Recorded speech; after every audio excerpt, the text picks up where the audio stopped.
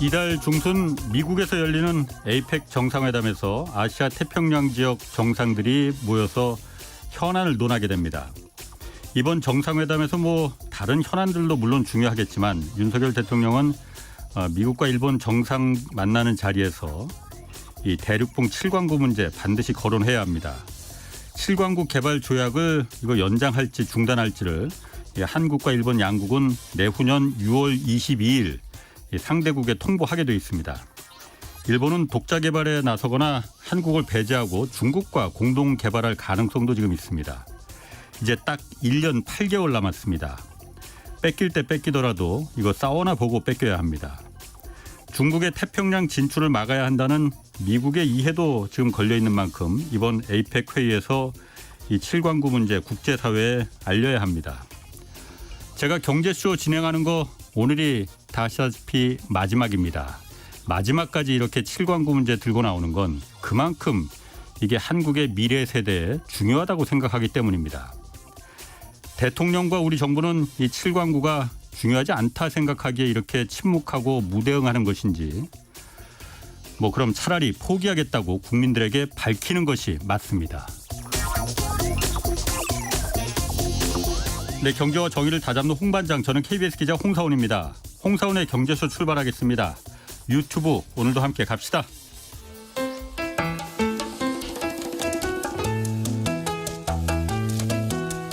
대한민국 최고의 경제 전문가만 모십니다. 어렵고 지루한 경제 프로그램은 거부합니다. 유익하고 재미있는 홍사훈의 경제쇼. 네, 홍사훈의 경제쇼 제가 진행하는 건 아시는 분 다 아시겠지만 오늘이 마지막입니다. 그래서 오늘 마지막 출연자가 누구냐 문의하시는 분들이 정말 많았는데 이거 오늘 조합이 이거 정말 오해받기 딱 좋은 조합입니다. 정치가이자 경제학자 유승민 전 국민의힘 의원 나오셨습니다. 안녕하세요. 예, 안녕하세요. 마지막 방송이라서 섭섭합니다. 섭섭한 건 둘째치고 예. 이거 이 조합이 정말 하나 차리신다면서 지금. 아니요, 우리 조합이 어땠어요? 오해하시지 말기를 하여튼 간에 바라고. 네. 자, 오늘 마지막이니까 예. 유 의원님 제가 오신다고 해서 마음이 막 설렜습니다, 어젯밤에. 아이고, 예. 저는 조금 정말 섭섭했습니다. 예. 장강의 물은 그렇게 흘러가는 겁니다, 원래. 예, 그렇습니다. 예. 자, 김포시부터 좀 워낙 얘가 지금 핫해서 이것부터 좀 물어볼게요. 일단 이게 김포시 서울로 합병해서 메가 서울로 만든다는 게 이 예전부터 어쨌든 그 당에 계셨잖아요. 계시잖아요. 옛날부터 있었던 건지 아니면 지금 이번에 강서구에서 선거 때문에 급하게 나온 건지 어떻게 된 건지 좀 아세요?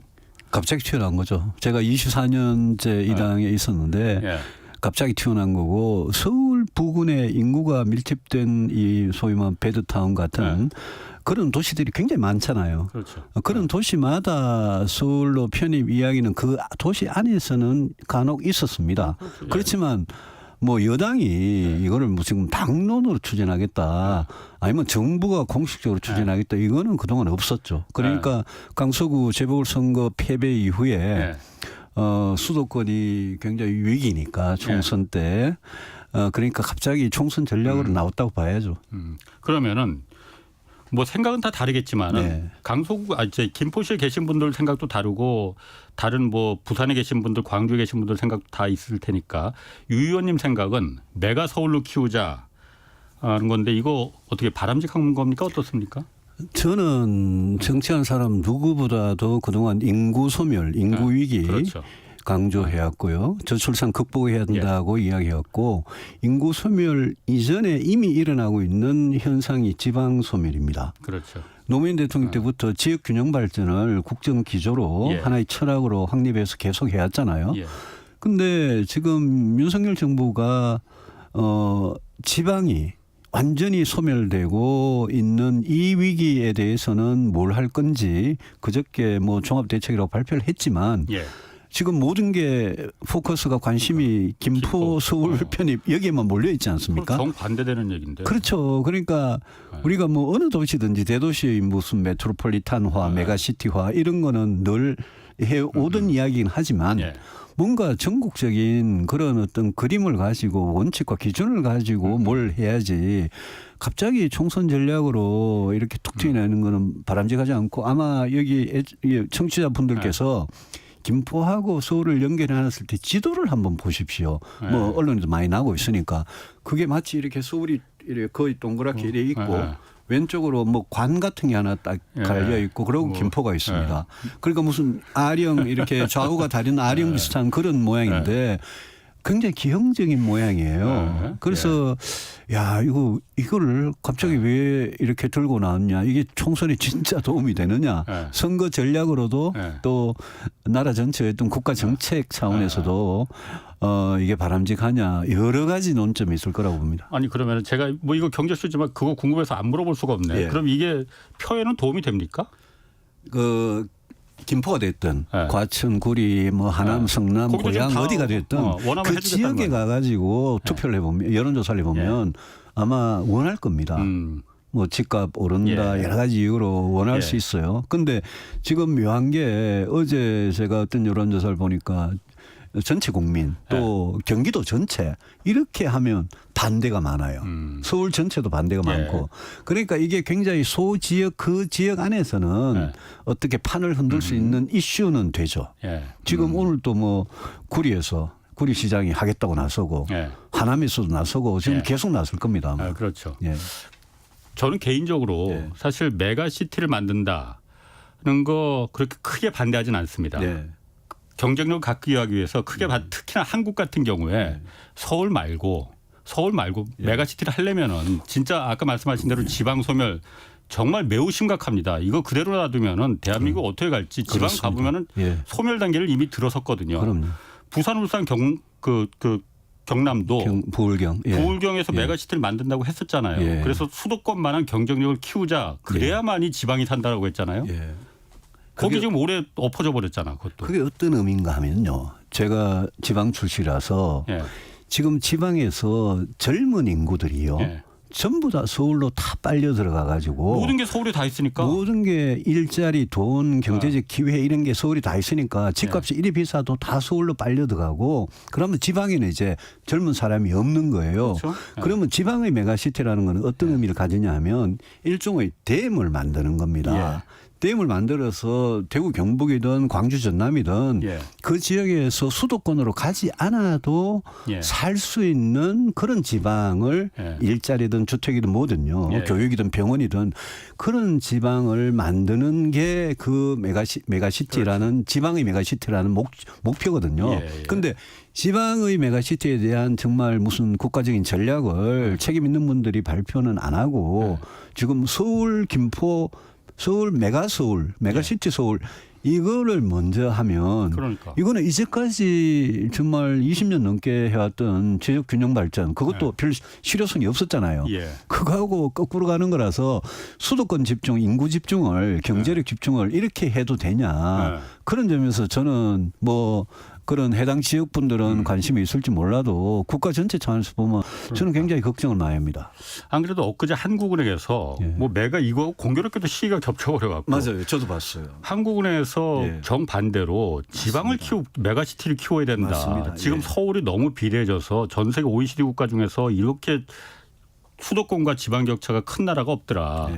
소득이 임금 격차 크고 의료시설, 문화시설을 다 서울에 있으니 다 청년들이 서울로 올라오는 건 불가피한 선택 아니겠느냐라고 했잖아요. 맞습니다. 한국은행 보고서 저도 다 읽어보지 못했지만 개요는 봤는데 저는 그 한국은행 이번에 나온 보고서가 한국은행 답지 않게 굉장히 구체적으로 그 심각성을 알리는 보고서였어요. 저는 시기가 그냥 거기는 저는 전적으로 공감을 하고 오히려 지금 발상을 좀 거꾸로 해야 되는 마당에 이게 왜 갑자기 튀어나와가지고 저는 총선에서 각 당의 공약이 서울 메가시티 여기에 그냥 완전히 함몰될까봐 좀 걱정이에요. 그러니까 저는 사실 개인적으로 뭐 물론 오늘 마지막 방송이니까 뭐 늘 그랬지만 제 얘기도 좀 하겠습니다. 제 생각 많이 하십시오. 이게 지방 가보면 정말 아까 소멸 단계를 이미 들어섰잖아요. 그리고 수도권에서 모든 게 수도권에 다 좋은 거 있지만 수도권 중에서 서울에 더 좋은 게 더 많습니다. 그렇습니다. 그리고 서울 중에서도 강남에 좋은 건 다 몰려 있습니다. 제가 늘 보면은 왜 예술의 전당이 양재동에 있어야 되느냐. 세빛둥둥섬은 왜 반포대교에 있었느냐. 네. 세빛둥둥섬이 좀 가양대교나 양화대교 아래에 있으면 안 되는 겁니까? 왜 모든 좋은 걸 네. 민간시설이야 어쩔 수 없다 하더라도 공공시설이 왜 전부 다 그 안 그래도 좋은 거 넘쳐나는 강남에 다 쏟아붓느냐. 그러니 다 모든 사람들이 강남 감남하고 서울하고 수도권하고 지방에서 다 안 살려고 하는 거 아니냐. 이게 정말 의도적으로 국가가 공공이 이걸 오히려 그 좀 불이익을 주는 방향으로 나가는 또 시원찮을 판인데 왜 오히려 더 집중시키는 서울을 집중시키는 이렇게 하는지 제가 이해를 못하겠습니다. 저는 중국이나 일본이나 독일이나 미국이나 소위 뭐 좀 부러워하는 선진국들을 보면 지방 거점 도시가 살아 있으면 그러면 이게 인구 위기 문제, 저출산 문제, 그다음에 지방의 어떤 경쟁력 이런 차원에서도 굉장히 그게 중요한데 우리는 서울 딱 하나예요. 일본만 해도 뭐 오사카 교토 쪽이 있고 도쿄가 있고 도쿄로 블랙홀 현상이 생겨도 그래도 다른 거점들이 있거든요. 그렇죠. 우리는 그게 극도로 심한 게 이게 이 심한 게 인구 소멸하고 저는 직결된다고 보거든요. 서울에 아까 제가 말씀드린 서울의 청년들이 몰려와 가지고 비정규직으로 자기의 20대 30대가 소비가 되고 그리고 버려지는 그런 현실에서는 어느 청년들이 집 가지고 결혼하고 아이를 낳을 수 있겠습니까? 이거 깨주는 거는 그냥 시장에 맡겨놔서 될 문제가 아니거든요. 그런 이제 전체적인 큰 심각한 문제 안에서 김포의 서울 편입 이게 딱 나오니까 야 이거 뭐지 싶은 생각이 듭니다. 이게 그런데 실현 가능성은 있는 건지. 왜냐하면 입법 그 서울이라는 걸 그 다른 지방자치를 편입하는 거는 입법 절차나 행정 절차도 굉장히 거쳐야 되잖아요. 가능성은 있는 겁니까? 일단 선거 전에 틀린 거고. 지금 국회에서 의석이 적은 국민의힘이 특별법 만들어도 민주당이 반대하면 안 되는 거고. 김포가 찬성해도 경기도가 반대하면 그것도 어렵고요. 또 서울시가 반대해도 어렵고 여러 가지 절차상으로 문제가 있기 때문에 최소한 몇 년은 걸릴 겁니다. 그런데 우리가 김포시에 사시는 분들의 그 어려움을 생각해 보면 예컨대 뭐 지금 김포 골드라인이 있지 않습니까? 그게 너무나 교통 예측을 잘못해 가지고 심각하니까 5호선하고 9호선을 김포 쪽으로 연장해 주는 문제. 그거는 정부가 국회가 마음만 먹으면 빨리 할 수 있는 문제거든요. 그런 생활의 어려움을 해결해 주는 문제들을 먼저 좀 해야지 이게 행정적으로 단순히 김포가 서울로 편입된다 이런다고 김포의 모든 문제가 해결이 되냐. 그거는 좀 김포에 계시는 분들도 좀 차분하게 생각해 보셔야 될 겁니다. 그렇군요. 하여튼 그 김포 문제는 뭐 여기까지 하고 오늘 좀 다룰 거 좀 더 많이 있습니다. 그 한국경제 지난 9월에 뭐 위기설이다 파다 했었는데 그때 좀 별다른 뭐 큰 문제 없이 지나갔어요. 지금 또 12월 위기설 뭐 이야기 나오고 뭐 물론 우리 경제 여러 가지 그 뇌관들 잔뜩 있습니다. 그런데 이게 한국 경제 위기로까지 이게 그 번지겠느냐. 유 의원님 경제학 박사시니까 어떻게 생각하십니까? 저는 경제 위기 굉장히 걱정을 많이 하는 편입니다. 9월 위기, 10월 위기 이런 것들이 있었던 거는 예컨대 PF 만기나 또 코로나 때 이렇게 기업들 빚을 이 원리금 상환을 연장해 준 유예 조치가 끝나기 때문에 그때 위기가 올 거다라고 사람들이 예측을 했는데 그거를 윤석열 정부도 어쨌든 막아보려고 계속 부채를 연장을 해주는 그런 걸 하는데 근데 가계부채나 기업부채가 정부가 은행을 동원해가지고 금융기관들 동원해가지고 자꾸 이 원리금 상환을 연장해주고 부채가 부실화되는 거를 터지는 거를 막는 거를 어느 정도까지는 막을 수 있는데 그거를 계속 막을 수는 없습니다. 만약 그걸 어느 정부가 계속 막을 수 있다면 경제 위기라는 건 없는 거죠. 위기는 부채의 부실화돼 가지고 대량 부도 같은 게 날 때 터지는 건데 저는 가계 기업 쪽에서 예컨대 우리가 무슨 한계 기업, 좀비 기업 이런 이야기 하지 않습니까? 영업 이익을 벌여도 이자도 못 갚는 기업들 이야기죠. 그게 계속 몇 년째 지금 쌓여가고 있기 때문에 저는 늘 상시적으로 부실 기업은 퇴출을 시키거나 워크아웃 쪽으로 보내는 구조조정을 계속 해줘야 된다는 입장인데 경기가 안 좋고 수출이 안 되고 일자리가 힘들고 이러면 정부 입장에서는 단기적으로 성적을 유지하기 위해서 그 기업들이 생명을 연장하는 조치를 자꾸 하게 되거든요. 예. 윤석열 정부도 똑같습니다. 지금 하는 게. 예. 그래서 저는 이 위기가 뭐 9월 위기설이 맞다 틀렸다 보다 최근에는 한국은행 총재나 심지어는 뭐 저 경제관료 출신인 대통령 비서실장까지 나서가지고 김대기 실장. 가계부채에 대해서 네. 계속 경고를 하고 있지 않습니까? 그러니까 김대기 비서실장이 가계부채 지금 위기에 빠지면은 예. IMF 몇십 배 지금 위기가 닥친다. 예. 갑자기 그 말을 해버렸어요. 갑자기 그런데 그 말을 했는데 네. 그 말을 할 자격이 윤석열 정부나 그 네. 비서실장 별로 없는 게 네. 그동안 계속 이렇게 가계부채를 증가시키는 부동산 정책이나 이런 걸 펴왔거든요. 그렇죠. 그래서 말할 자격은 없는데 네. 그 심각성을 깨닫고 네. 그게 IMF 위기 때 같은 위기로 번지지 않도록 하는 거는 굉장히 중요한 경제 목표죠. 예. 예. 근데 지금 그 대통령이 또 그 은행들 이자 장사 비판했잖아요. 예. 서민들이 은행들의 지금 그 원리금 갚느라고 종로를 탄다 뭐 이런 좀 격한 표현까지 썼는데 뭐 일견 이해는 간다만 지난 2월에도 똑같은 현상이 지금 있었잖아요. 그 대통령이 한번 은행들 그 뭐 공적인 기능 있어야 된다라고 하니까 금융감독원장이 나서서 이제 시중은행들 대출금리 상생금융 해라 해서 이제 낮췄어요. 그러다 보니까 이제 대출금리 낮추다 보니까는 가계부채가 집 사느라고 더 확 늘어버렸잖아요. 늘었죠. 물론 부동산 규제도 다 풀어버리니까 같이 이제 시너지 효과를 발휘한 건데 그러다 보니까 지금 내려가던 가계부채가 지금 걷잡을 수 없이 지금 막 폭증하고 있는 거잖아요. 지금 이 상태에서 지금 한 번 또 상생금융 시즌 2라고 누구는 얘기하던데 금리 낮춰주고 그러면은 다시 또 가계부채가 안 그래도 지금 그 계속 급증하고 있는데 지금은 더 이걸 그 부추기는 거 아닌가. 가계부채가 한때 좀 내려오다가 다시 이제 올라갔잖아요. 그래서 4월부터 올라가기 시작했습니다. 다시. 예. 근데 가계부채가 증가하도록 방치하는 정책은 일단 굉장히 위험하고요. 물론 금리가 높아지면 고금리 때문에 고통받는 자영업자, 기업들, 가게들 많은 건 맞죠. 맞는데 물가도 잡아야 되고요. 또 가계부채 총량을 규제하려면 고금리가 어느 정도 불가피한 측면도 있거든요. 근데 지난 연초도 그렇고 지금도 그렇고 은행들을 자꾸 그렇게 윽박지르서 그러시면 그러면 지난 연초에 1월 달에 그거 있잖아요. 특례 보금자리론 같은 거 40조나 하고 이번에도 PF 대출 연장 더 확대한다고 지원한다고 10조 원 정도 더 보증해 준다고. 그래 해준다 그러고 이런 그러니까 마음대로 좀 PF 대출 좀 많이 좀 해줘라 은행들이 정부가 보증해 줄 테니 10조 원.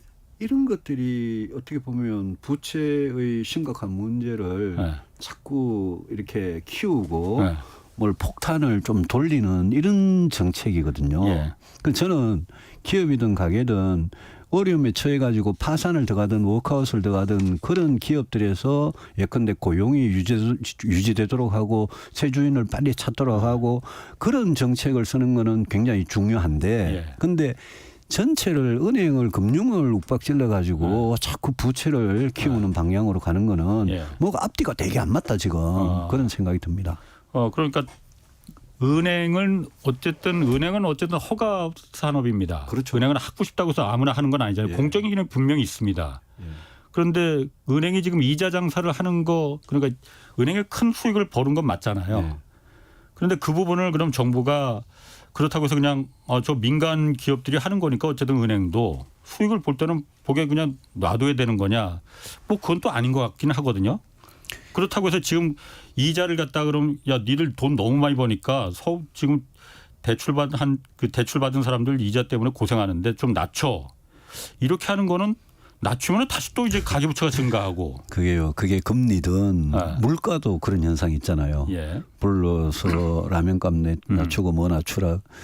근데 금리도 일종의 가격이거든요. 금리도 일반적인 물가든 정부가 그런 식으로 통제해 가지고 하는 거는 잠시는 할 수 있을지 몰라도 언젠가는 정부의 통제 때문에 내렸던 그 금리 그다음에 그때 약간 손해 봤던 거 그걸 언젠가는 만회하려고 그게 다 나타나거든요. 그래서 은행이 진짜 독과점이라고 가지고 그 예대 마진 엄청나게 그걸로 진짜 돈방석에 앉아 있다. 예. 예. 그게 문제가 된다 싶으면 은행의 또 독과점 구조를 깨주는 뭐 외국은행한테 영업 허가를 더 해주든지 독과점 구조를 깨주는 그런 식으로 해야죠. 그리고 저는 대통령께서 너무 이런 데 나서 가지고 하는 것보다는 이런 거는 금융감독위원회나 공정거래위원회나 카카오 택시에 대해서도 이야기하셨잖아요. 예. 그런 부분에 맡겨놓고 대통령 좀 더 큰 개혁이나 큰 정책에 대해서 해주셨으면 좋겠어요.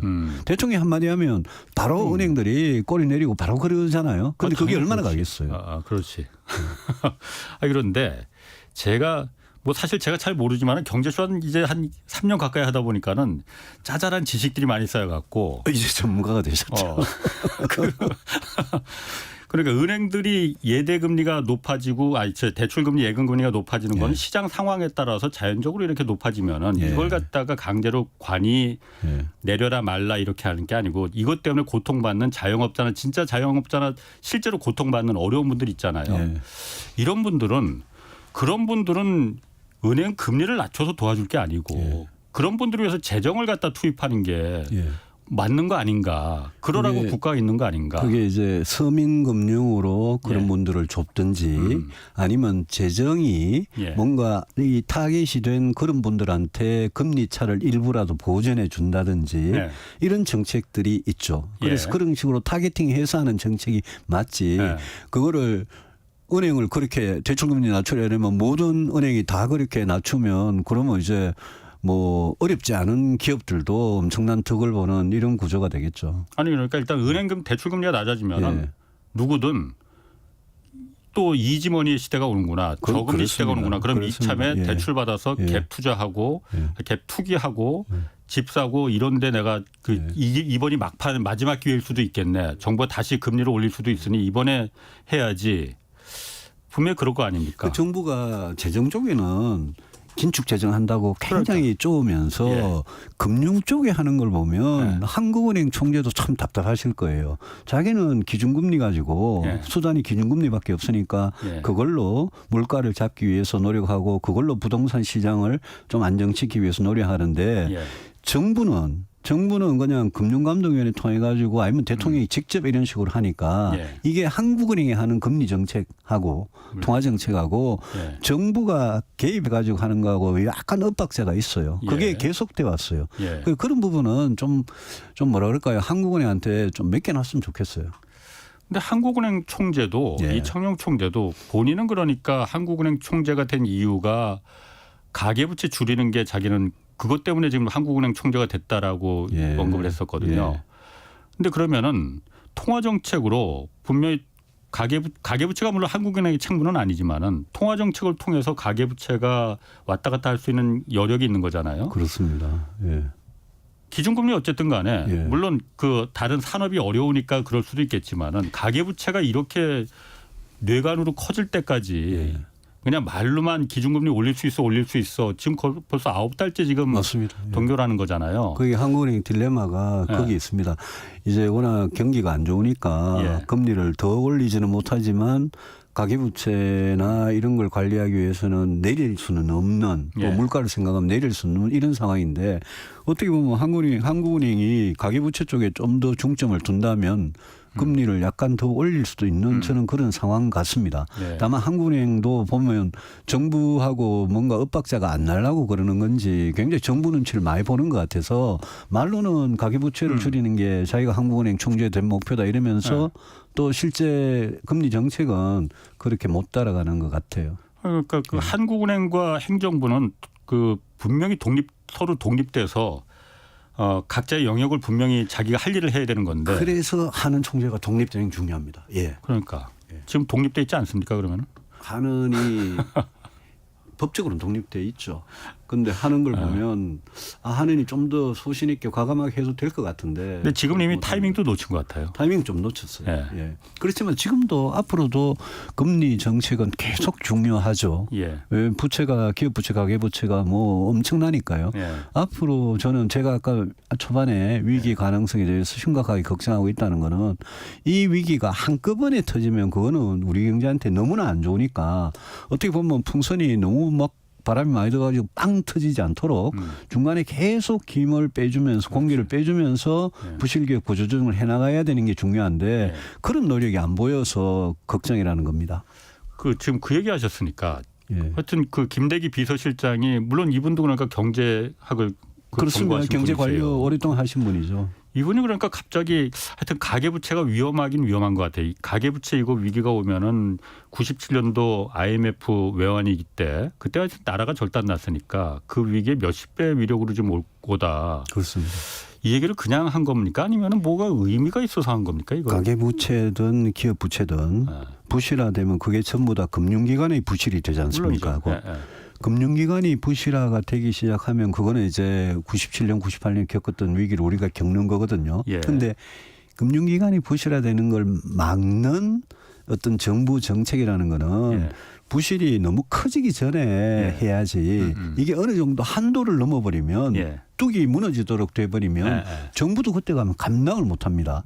그래서 그런 위험성을 뒤늦게 한국은행 총재는 약간 앞서 경고를 했는데 대통령 비서실장이 뒤늦게 경고를 한 거로 보고 저는 올해 내년도 뭐 좋아진다 그러지만 저는 쉽지 않다고 보는데 올해 내년에 큰 위기 발생 안 하고 다시 우리 경제가 경기 회복 단계로 갈 수 있으면 그게 제일 좋은 거거든요. 그렇죠. 그렇게 되도록 하는 게 이제 윤석열 정부의 능력이고 그걸 잘 봐야죠. 그러니까 그 분모가 소득이 커지면은 부채가 좀 늘어나도 버틸 수 있습니다.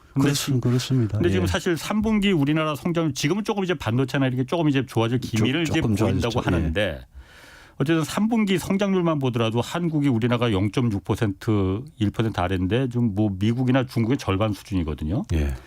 올해뿐 아니라 내년도 이제 1%대 저성장 이제 계속 이어질 전망 외국 전망 투자기관들은 다 그렇게 분석하고 있는데 그러면은 지금 민간이나 가게나 다들 지금 돈 안 쓰려고 하잖아요. 민간은 더더군다나 투자 지금 안 하려고 하고 불안하니까. 근데 정부도 지금 어쨌든 내년 예산안도 그렇고 긴축 재정으로 들어갔단 말이에요.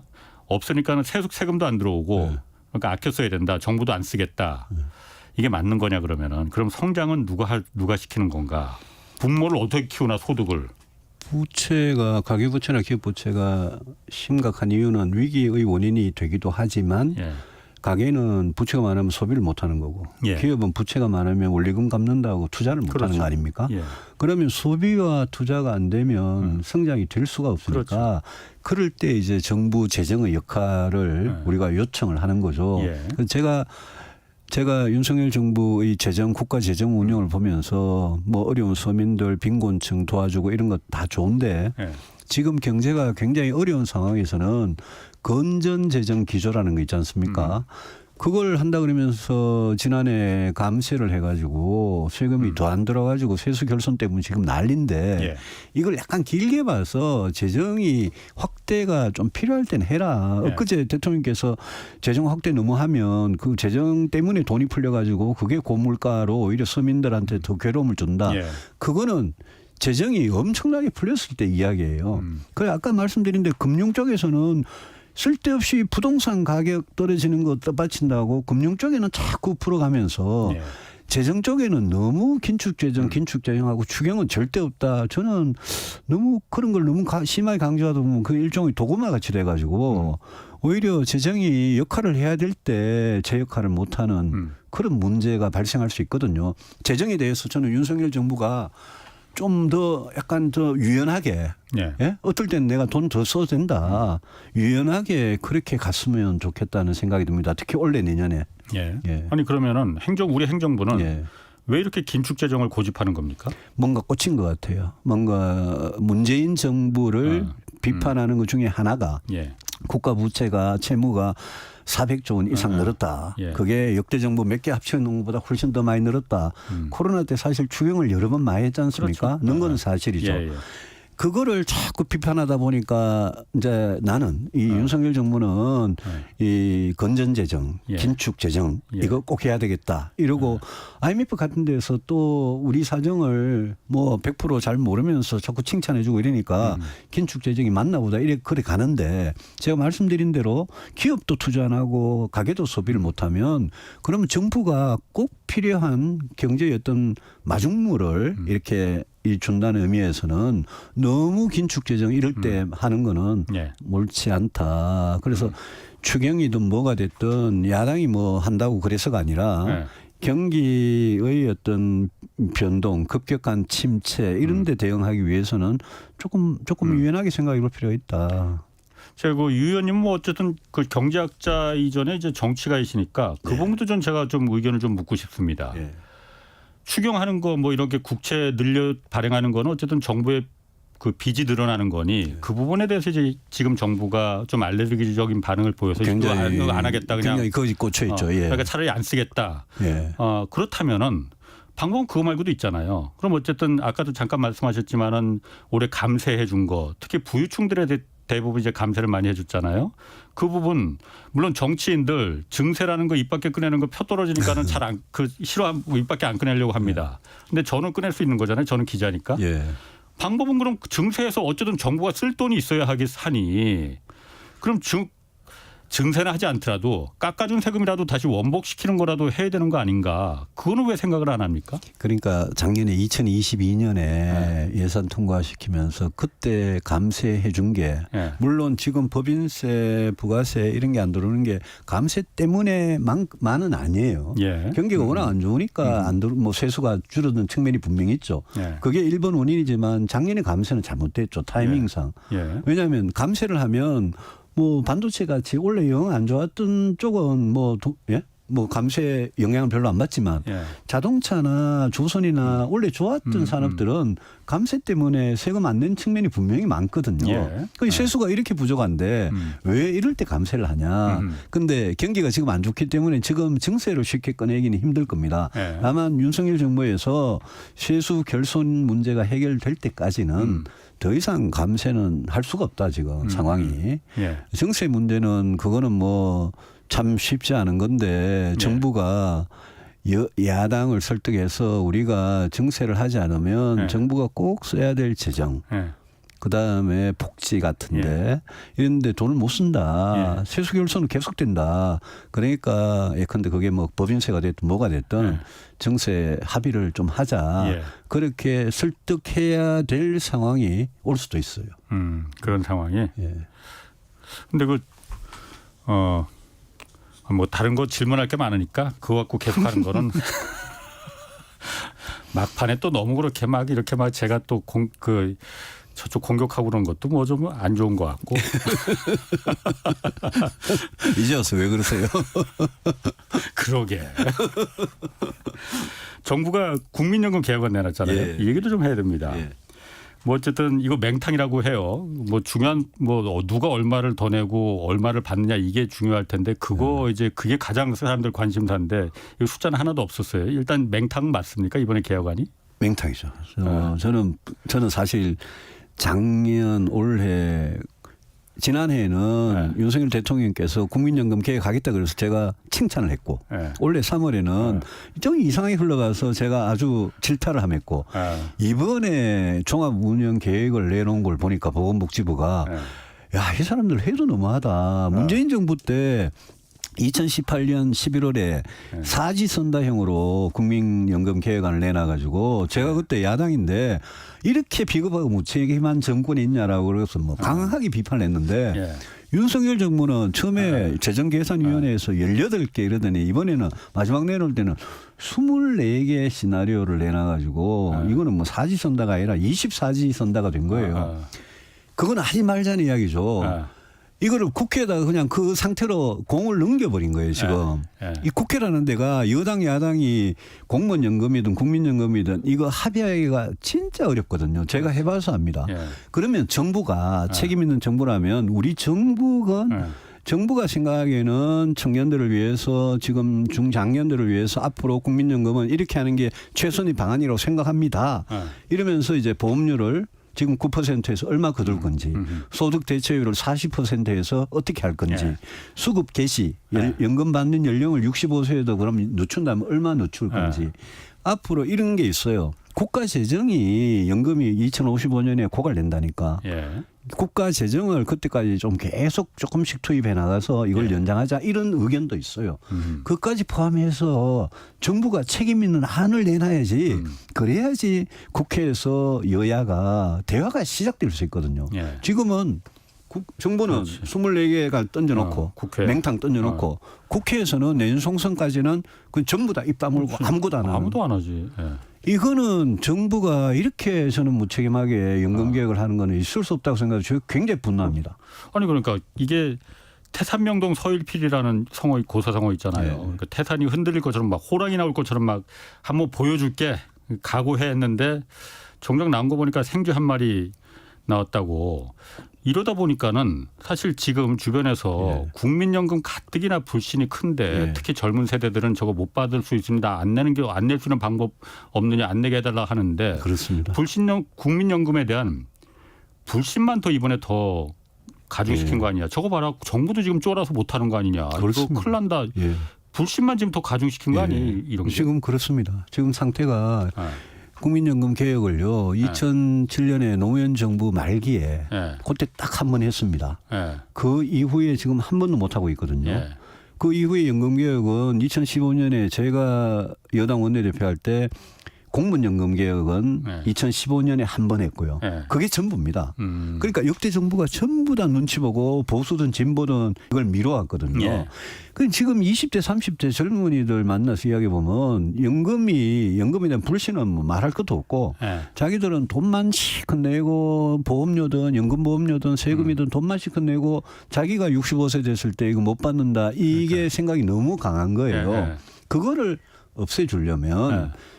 책임 있는 정부라면 또 윤석열 대통령이 이 문제에 대해서 큰 소리를 얼마나 뻥뻥 쳤습니까? 예. 그래 놓고 이번에 그렇게 비겁한 완전히 맹탕 개혁안을 내놓는 거 보고 저는 뭐 정말 화가 많이 났어요. 그래요? 그거 가지고 총선하면 총선이 불리하다고 아마 생각하는 모양인데 저는 그렇게 생각 안 합니다. 그거는 국민들께서 특히 젊은 세대는 굉장히 똑똑하게 이 문제를 본질을 잘 아세요. 예. 그러니까 국민들한테 자 보험료는 이만큼 올리고 그 대신 소득 대체율도 조금 올리는 방향으로 가면서 연금의 수급 연령은 뭐 예컨대 몇 세 프랑스에서 뭐 그거 2년 놓쳤다가 난리 났잖아요. 예. 10년까지는 절대 기금이 고갈되지 않도록 해주겠다. 예. 이런 안을 내놓으면 저는 상당수 국민들께서 예. 납득을 할 수 있는 문제라고 생각합니다. 그냥 비겁하게 도망간 거예요. 그러니까 그런 거는 도망가고 김포 서울에 편입시킨다 이런 거는 이제 끄집어내니까 야, 이게 좀 심하다 이런 생각이 들어요. 그럼 혹시 그 지난번 그 강서구청장 선거가 결과가 반대로 만약 예를 들어서 그 국민의힘이 이겼으면은 예. 구체적인 연금 개혁안이 혹시 나왔을라나요? 그러면은 자신이 뿜뿜해서 글쎄요. 뭐 워낙 크게 져가지고 그걸 그때 이겼다면이라는 전제가 성립 안 하는데 뭐 그때 이겼든 졌든 간에요. 이겼든 졌든 간에 이 개혁을 내년에 윤석열 정부 국민의힘에 표를 많이 주셔가지고 우리를 국회의 다수당으로 만들어주면 그때 가서 개혁하겠습니다. 라고 연금이든 노동이든 교육이든 저출산 문제든 그렇게 말하는 거는 그거는 맞지 않아요. 저는 국민들께서 그런 맞습니다. 말에는 속지 않을 거라고 봅니다. 맞습니다. 제가 좀 생각이 짧았습니다. 그 질문은 안 했어야 되는 건데 괜히 했네. 노동개혁 이것도 역시 지금 중요한데 저는 사실 이거 매우 제가 사실 노동에 대한 취재를 많이 했기 때문에 이거 정말 중요하다고 생각하는데 진척이 전혀 없거든요. 뭐 일단 주 52시간 지금 근무제인데 이거 지금 다시 69시간제 한번 뜨고 했었는데 69시간으로 늘리는 논의가 지금 다시 나오고 있는데 이건 어떻게 생각하세요? 지금 줄여도 시원찮을 판인데. 저는 그 노동개혁이 노동시간 문제에만 파묻혀 있는 것부터 못마땅합니다. 그렇죠. 이건 정말 그 곁가지입니다. 네, 왜냐하면 노동개혁에서 제일 중요한 거는 지금 어떻게 하면 정규직 비정규직 대기업 중소기업 바로 그겁니다. 이 차이를 이 노동시장 이중구조라고 그러죠. 이 격차를 어떻게 해소할 거냐. 우리나라만큼 격차가 심각한 나라가 없습니다. 그건 대만이고 일본이고 뭐 미국이고 예. 다 우리나라만큼 이런 데가 그렇죠. 없습니다. 그 격차를 해소하는 게 저는 제일 중요한 목표고 그걸 위해서는 그럼 어떻게 할 거냐. 그걸 위해서는 지금 경산노위라고 있지 않습니까? 예, 예. 경제사회노동 경산노위 위원장이 이제 김문수 위원장이라는 그분인데 그분 지금 뭐 하고 계신지 모르겠어요. 이거는 이 정부가 나서 가지고 네. 기업도 양보하고 네. 노동계도 양보해 가지고 네. 노동시장은 좀 더 유연하게 만들되 예. 사회 안전망을 더 튼튼하게 보장하면서 예. 이 이중 구조를 해소해 나가자라는 큰 목표를 가지고 그렇죠. 막 이렇게 스크럼을 짜고 협치를 해가 나가도 이게 해결이 잘 안 되는 건데 예. 근데 진짜 부러워하는 선진국들은 그 문제를 다 해결했거든요. 예. 우리는 해결을 못 하고 있거든요. 근데 노동개혁이 노동시간 60시간이냐 69시간이냐 거기에 딱 묶여가지고 저는 노동시간을 약간 플렉서블하게 늘리면서 특히 뭐 스타트업이 됐든 R&D 쪽이 됐든 뭐 아니면 계절적으로 수요가 왔다 갔다 이렇게 진폭이 심한 그런 산업에서 그렇게 할 수는 있다고 생각합니다. 예. 근데 지난번에 첫 단추를 깰 때 69시간 가지고 굉장히 잘못된 시그널을 줘가지고 그 개혁의 동력을 상당히 잃어버렸거든요. 예. 그래서 저는 대통령께서 노동개혁 무슨 노동개혁을 하시는 건지 그 궁극적인 목표가 뭔지 예. 그거부터 또 다시 좀 보고를 받으시고 윤석열 정부의 노동개혁이 뭐 마치 뭐 69시간 그거 하나밖에 없는 것 같은 보에 비춰지는 그거는, 이 상황은 좀 깨야 된다고 봅니다. 말씀하신 대로 정규직 비정규직 네. 이 노동 구조가 이중화되는 예. 아주 잔인한 이중 구조가 진짜 한국 사회는 잔인하죠. 잔인하게 돼 있잖아요. 예. 이 부분을 어떻게 깰 것이냐. 물론 이 부분이 예. 대기업의 그 노조 탄탄한 그야말로 그 우리가 흔히 말하는 강성 노조, 예. 귀족 노조라고 부르는 거 예. 일부 저는 귀족 노조 있다고 봅니다. 예. 그 부분 때문에 정규직과 비정규직이 완전히 이렇게 잔인하게 구분이 되는 거거든요. 이 부분을 어떻게 할 건지가 그렇습니다. 그거 하려면 저는 그 민주노총이 됐든 한국노총이 됐든 그분들을 대통령이 만나서 자 우리 이거 타개하자. 예. 당신들이 지금 이 노동시장 이중 구조에 대해서 예. 당신 책임이 있지 않느냐. 분명히 있습니다. 그럼 우리 해결하자. 예. 그게 돈과 노동 시간의 문제만도 아니에요. 예. 그 죽음의 외주화란 말 있지 않습니까? 예. 위험의 외주화. 그렇죠. 위험한 거는 전부 다 1차, 2차, 3차 하청업체, 협력업체들은 다 넘기잖아요. 지금 산재 현장에서 다치고 죽는 그런 노동자들은 전부 하청업체 사람들이거든요. 정규직 강한 노조 보호를 받고 있는 정규직은 그런 일 안 합니다. 그래서 그 문제가 다 이중 구조 안에 들어가는 문제거든요. 예. 그 문제를 고치자고 대통령께서 국회가 정치권에서 발벗고 나서고 그러려면 기업들도 양보를 해야 되고요. 물론이죠. 기업들도 뭔가 내놔야 됩니다. 법인세를 올려가지고 뭘 기금을 만들든 복지예산을 내놔야 되고 노동자들 중에 방금 말씀하신 대기업, 금융기관, 공기업의 그 노조가 보호하고 있는 정규직들 그분들도 저는 그런 큰 명분을 가지고 대화를 하면 저는 양보를 해야 된다. 할 수밖에 없는 분위기를 만드는 그게 정치다. 그렇게 생각하는 맞습니다. 거죠. 그 윤석열 정부가 어쨌든 지금 오늘 마지막 방송이시니까 당장 좀 취했으면 좋겠다. 어떤 좀 경제 정책 면에서 어떤 걸 좀 부탁하고 싶으십니까? 저는 늘 뭐 이런 이야기 했습니다마는 외교가 굉장히 중요하다고 생각하시는 모양인데 외교는 어느 정도 하셨어요. 그러니까 해외 좀 그만 다니시고 이제는 경제, 민생 그중에 특히 사람들한테 제일 와닿는 부동산 가격 내려가는데 그 제발 내려가는 거 다시 올라가도록 떠받치지 말고 방금 노동에 이거 좀 이중구조 해결하시고 교육개혁도 무슨 킬러 문항이고 뭐 이런 게 문제가 아니고 교육개혁이 진짜 중요한 교육개혁은 따로 있거든요. 그다음에 제일 중요한 거는 대통령이 지금 골든타임 지나고 있습니다. 인구위기 문제 이 정도 정책으로는 정말 택도 없어요. 그 인구위기 문제 저출산 극복하기 위해서 역대 정부하고는 완전히 다른 진짜 이거는 드라마틱한 그런 정책 변화 그런데 대통령께서 집중해 주시면 그럼 국민들께서 박수 많이 치지 않겠습니까? 그런 문제를 놔두고 지금 너무 지엽적인 부분을 그리고 대통령이 너무 좀 그 구체적인 부분을 이렇게 지적하는 거 지금 뭐 아까 킬러 문항도 그렇고 뭐 69시간 뭐 이런 게 그 맞는 건지 그건 뭐 그게 맞는 건지 그건 잘 모르겠습니다. 저는. 대통령이 될 때 처음에 큰 그림이 없었다고 하더라도 이제는 좀 큰 그림을 가지고 남은 임기를 좀 추진했으면 좋겠습니다. 자, 오늘 여기서 마치겠습니다. 아이고 유승민 의원이었습니다. 제가 마지막 방송에 이래 와가지고 네. 정말 섭섭하고요. 또 어떻게 보면 영광이고 아이, 그동안 제가 영광이죠. 감사했고 네. 무슨 일을 하시든 잘 되시기를 기도하고 응원하겠습니다. 저야말로 유승민 의원님 하여튼 생각이 저랑 다른 부분도 많이 있습니다. 네. 그렇지만은 그 생각의 다름이 한국 사회를 강건하게 만드는 거니까 큰 정치 하시기 네. 기대하겠습니다. 고맙습니다. 예, 고맙습니다.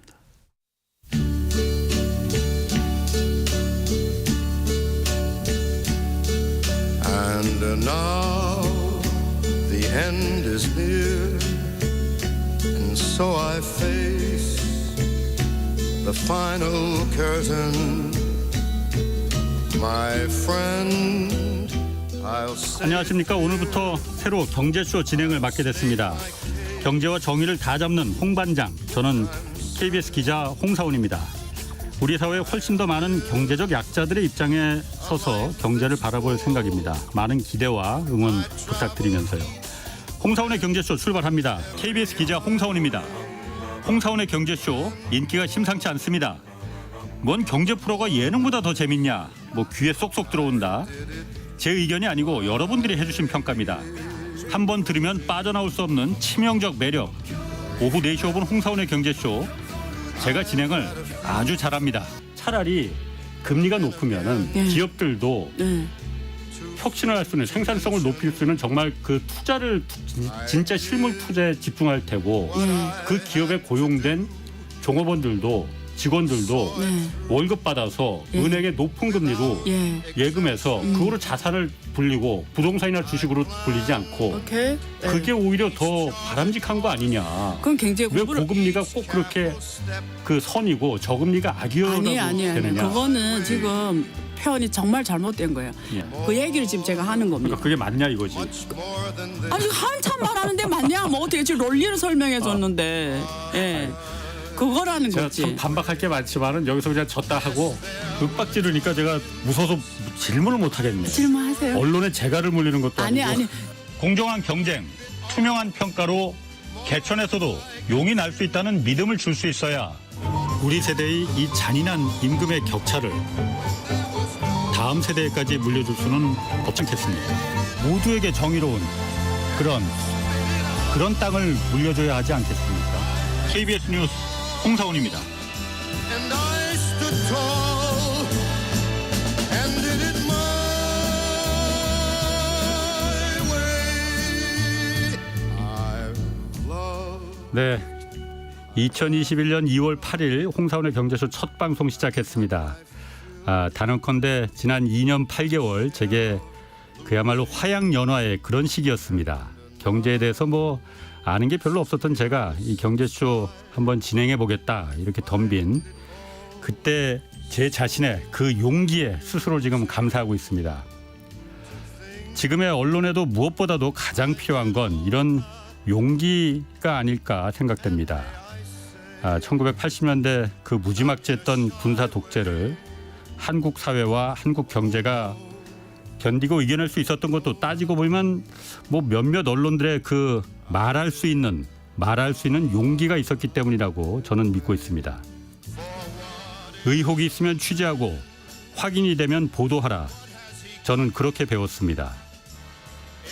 KBS뿐만 아니라 대한민국의 모든 언론인들이 이 한국 사회, 한국 경제를 위해서 더 큰 용기를 가져주길 희망하겠습니다.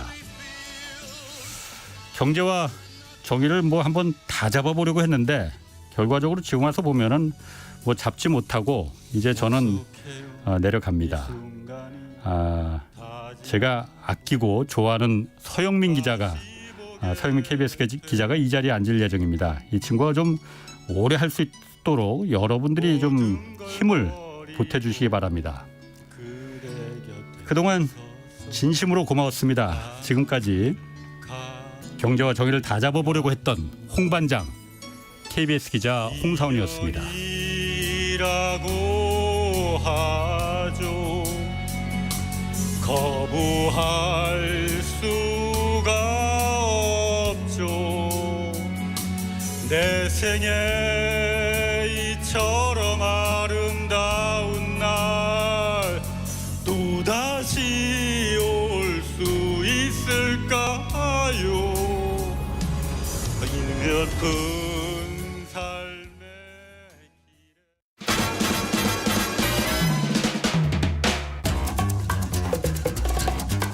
Okay, 3, 2, 1, let's jam. KBS 1라디오 시사본